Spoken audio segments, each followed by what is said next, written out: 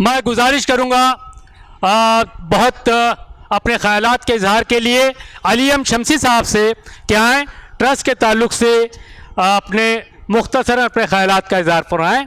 अलीम शमसी साहब, माइक वहीं दे दो।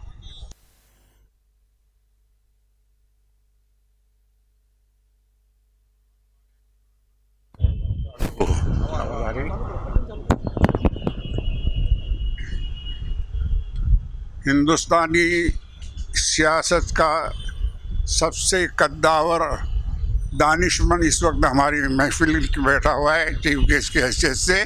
उनके लिए आप तालियों से उनके स्वागत का इजहार करें। सियासत में अपनी हैसियत का लोहा मनवाना जो है, इंसानियत की कदरों की कदर करते हुए उन्होंने जो सिखाया है, मेरा ख्याल है तमाम सियासतदानों को सीखना चाहिए। बात 2 मिनट में पूरी करनी है क्योंकि और बोलने वाले बहुत साथी हैं। मैं तो पहले चौंका यहाँ आकर जब मैंने सोहेल भाई को देखा और मुझे यासीन शरीफ की आखिरी रुकू की एक आयत याद आई, वमन नौमी रहूँ नुनक्किसुहु फिल खलक अफला याकिलून।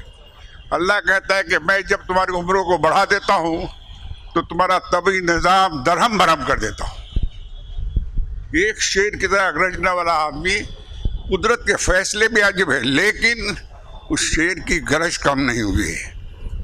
वही कुव्वत के साथ अगर स्टेज पर बैठा और जब पहले चंद कलमात करने के लिए उनको खड़ा किया गया तो उन्होंने अपना दिल जो है चंद लफ्ज़ों में भी अपने सामने निकाल के रख दिया।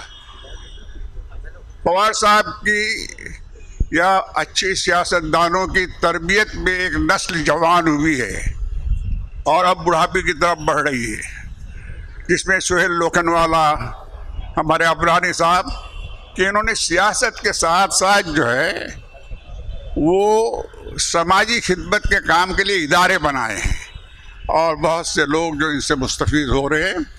मैं दिली मुबारकबाद पेश करता हूँ सुहेल लोखनवाला साहब को कि इतनी यानी क्रीम ऑफ टाइम जो कहते थे ज़माने का जो अच्छा ये यहाँ जमा हुआ है, काम बहुत नेक है।